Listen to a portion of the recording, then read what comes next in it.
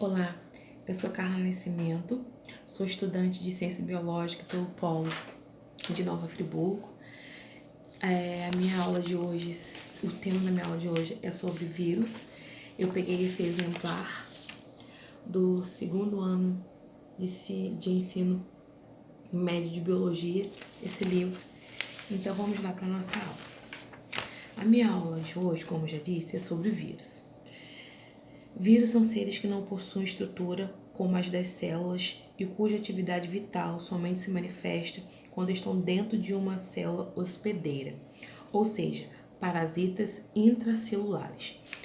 E esses vírus só podem ser vistos, na maioria deles, no microscópio eletrônico, porque esses vírus são muito pequenos.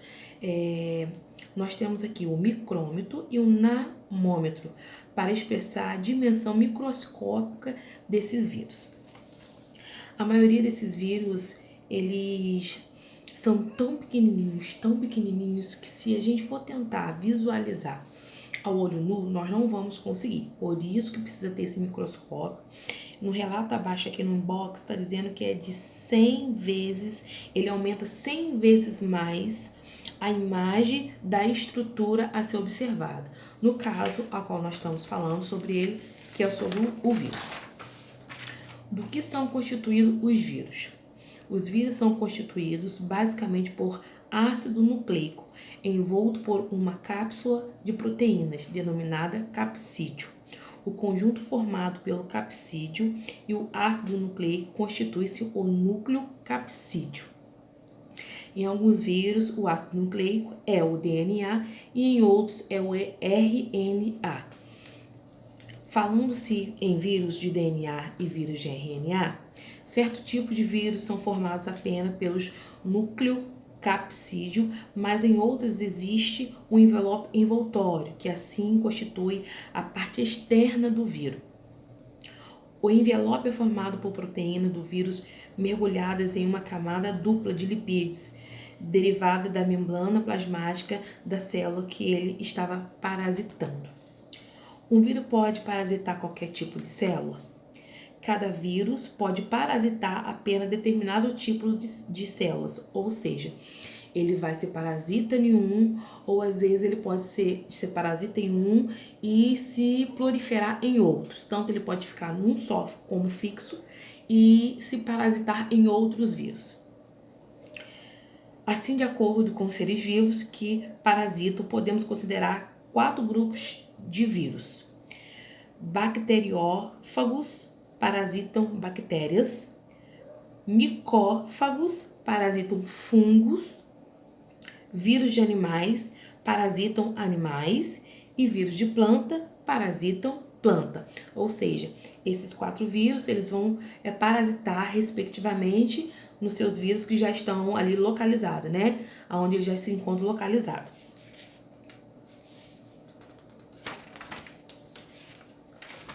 O fato de um vírus parasitar um determinado grupo de seres vivos não significa que ele possa infectar qualquer espécie pertencendo ao grupo.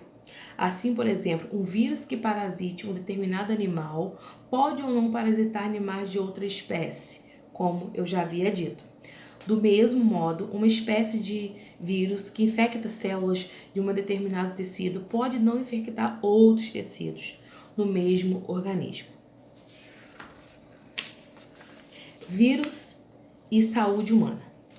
Vivendo como parasita no interior das células dos outros seres vivos, os vírus provocam numerosas doenças. Bem, essa é a verdade. Os vírus provocam numerosas doenças.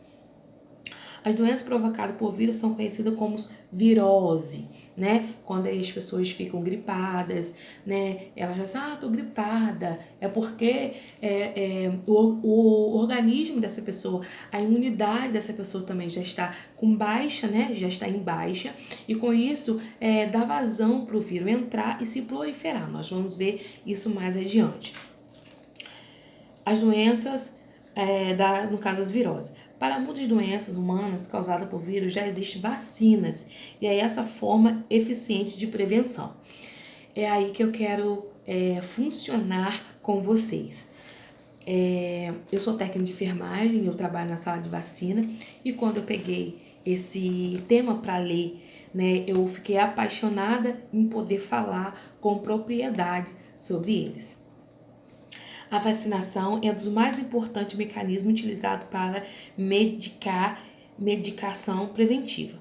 A importância da participação efetiva da população nas campanhas de vacinação pode ser demonstrada pelo sucesso obtido com a vacinação de âmbito mundial contra a varíola, uma terrível doença que assolou a humanidade por muitos anos e que hoje é considerada erradicada. No Brasil, os últimos casos da doença foram registrados em 1971. Bom, gente, falando sobre vacina, tá falando aqui da varíola, né? Que provém dela hoje um nome mais usado para nós é varicela, né? A vacina varicela.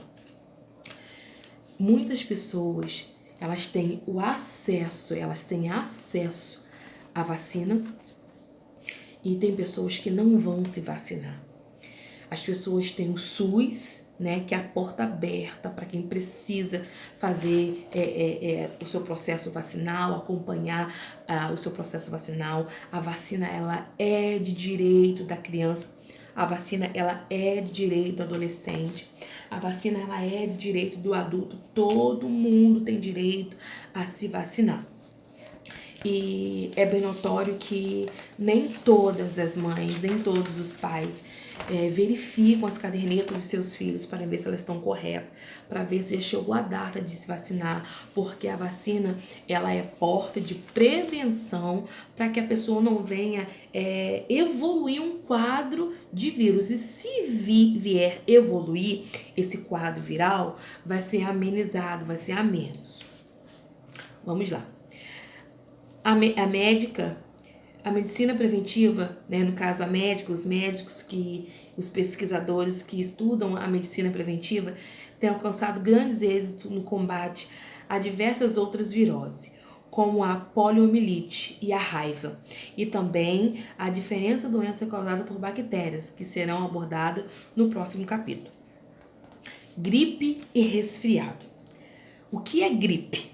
A gripe pode ser causada por diferentes tipos de vírus, mas apesar disso, já existe vacina capaz de oferecer uma cobertura ampla, embora duração relativa curta.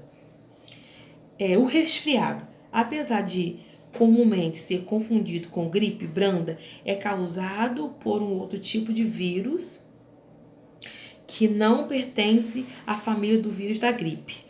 Os sintomas mais comuns do resfriado são coriza, febre e fraqueza. Tratando-se de gripe, nós temos aí a vacina da H1N1, né? Que é a vacina da influenza. Essa vacina, ela vai ajudar a imunizar e aumentar a imunidade do paciente, né, que tem aí tendência a ficar resfriado, a ficar gripado.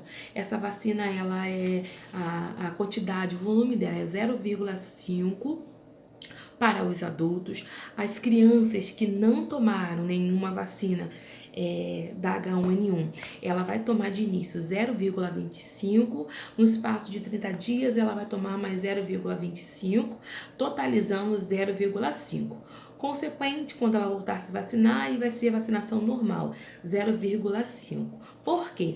Esse organismo ainda não recebeu essa vacina dentro de si. E como é criança e como vai ser a primeira dosagem, a gente tem aí do Estado, né, uma regra, um comando, um edital, uma nota, né, uma nota técnica dizendo para nós que é para procedermos assim com essas crianças. Nós vamos falar agora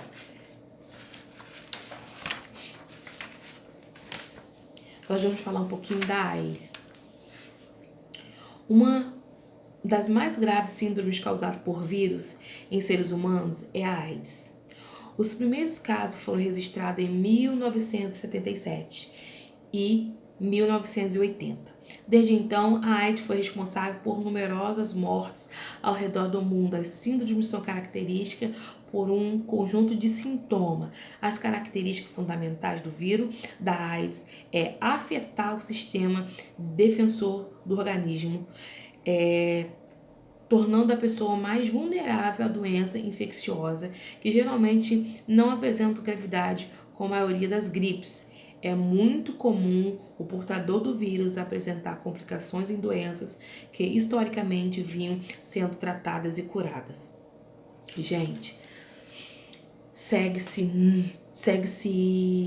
normal o termo de se prevenir.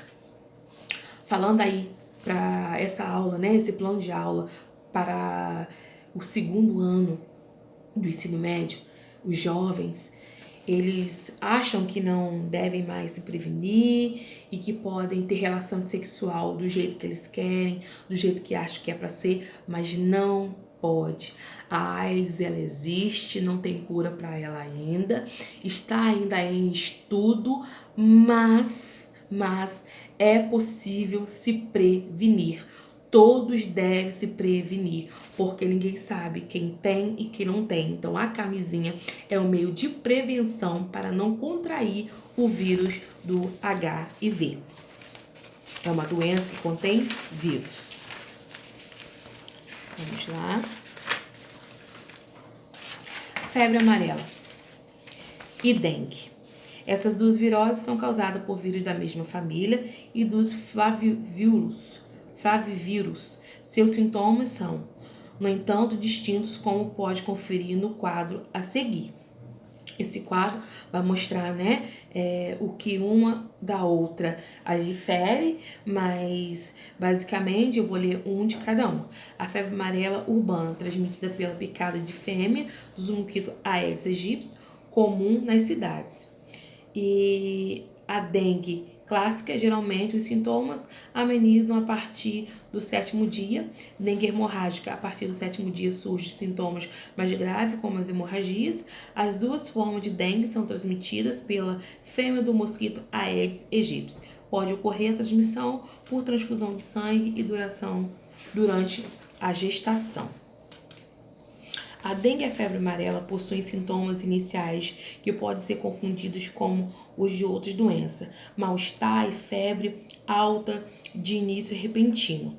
É preciso estar atento a procurar assistência médica, evitando-se a automedicação e o uso inadequado de remédios. Sim, ninguém se deve tomar remédio, se autoprescrever por conta de algo que está acontecendo no seu organismo que seja diferente. Relatando bem, teve uma paciente no consultório, né, no posto, no PSF, que foi fazer o uso da vacina febre amarela e ela entrou em coma, porque o organismo dela reagiu de uma forma, né, eventos adversos, reagiu de uma forma diferente ao componente que entrou no seu organismo, no caso, que é a vacina, né, febre amarela. Mas graças a Deus ela se encontra bem. A febre amarela gestante, né? A gente tinha um quadro onde dizia que gestante não pode fazer uso da febre amarela. E se o médico prescrever, tem que ir com receita fazer a febre amarela. A gente usa em fazê-la ela sozinha. A gente prefere, né? Porque nós não conhecemos o organismo de ninguém, né? Mas é uma vacina que se faz só. Mas agora ela já está inclusa, né? 2019, finalzinho de 2019, ela foi inclusa para fazer nas crianças de 4 anos, né? Essa vacina, um reforço, na verdade, porque ela se faz com 9 meses e com 4 anos de idade agora. E tem toda uma escalinha e é super importante, ainda mais pessoas que gostam de viajar, né? É bem verdade que tem que se fazer aí o controle. Se vacinou, não precisa mais vacinar. E se não vacinou, precisa ser vacinado. A poliomielite, que a gente chama de VIP, que é injetável, e a VOP, que é a gotinha. São 2 gotinhas que ingere. É uma doença grave que afeta o sistema nervoso, podendo causar paralisia de diversas partes do corpo, como os membros. É particularmente severa a paralisia dos músculos respiratórios, que pode levar à morte. Isso é bem sério. É necessário se prevenir, tomar a vacina direitinho, no tempo certo, para que venha se prevenir. A raiva, né? Ela tem contágio por mamíferos, não é verdade? Então as pessoas aí que são mordidas por cachorro, gato, tem que procurar o médico primeiro e o médico vai receitar a vacina antirrábica para poder estarmos fazendo, né, no paciente, de acordo com o paciente aí, as doses necessárias. A vacina hepatite. A vacina hepatite, a inflamação é decorrente de infecção por vírus. Atualmente já foi identificado pelo menos 7 diferentes vírus que causam a hepatite. Bem, é verdade que a hepatite ela é feita ao nascer e depois lá na fase adulta, com 3 doses. O adulto tem que ter 3 doses na vida da hepatite B. Vamos lá? Aqui nós temos a cachumba, né? Também ela é causada por vírus, são glândulas salivares, né? Através da saliva, contágio. Nós também temos a catapora, no caso aí a gente fala da varicela, né? A catapora, ela também é um vírus. Temos o sarampo, que nós passamos aí por uma campanha de sarampo, né? É uma doença comum na infância, transmitida pela saliva e caracterizada por erupções vermelhas na pele. Temos aí a rubéola também, né? Ela também é um vírus, né? Ela fica no glande, no pescoço, se localizado. Nós temos aí também o HPV, né? Que é a doença que, se a criança não tomar a vacina, não se prevenir, pode evoluir para um quadro cancerígeno, né? Pode dar verrugas nas partes dos genitais. É importantíssimo os jovens se vacinar, sim. Meninos se vacinam com HPV, não é só meninas. Nós temos aí diversos casos lá no serviço, as mães que vão perguntar sobre a vacina HPV, se menino toma vacina HPV. Menino toma sim, inclusive o meu filho já tomou a vacina HPV. Bom, gente, o que eu quero falar com tudo isso? Nós precisamos se prevenir e em tempo aí de quarentena devemos ficar em casa, guardado.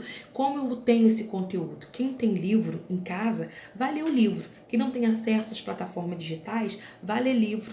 E quem tem acesso às plataformas digitais, pesquisa sobre os vírus, né? Fotos, ilustrações e nada melhor que a caderneta de vacinação de vocês. Não poderia deixar de dizer isso. A caderneta de vacinação, ela tem ali o nome. Se você não conhece, se você não sabe, se passou por despercebido, pede a sua mãe a sua caderneta de vacinação. Ah, Carla, eu não tenho como pesquisar. Pois muito bem, tem a sua caderneta de vacinação. Pega aqui pra mim, filha, a sua caderneta de vacinação, por favor, rapidinho.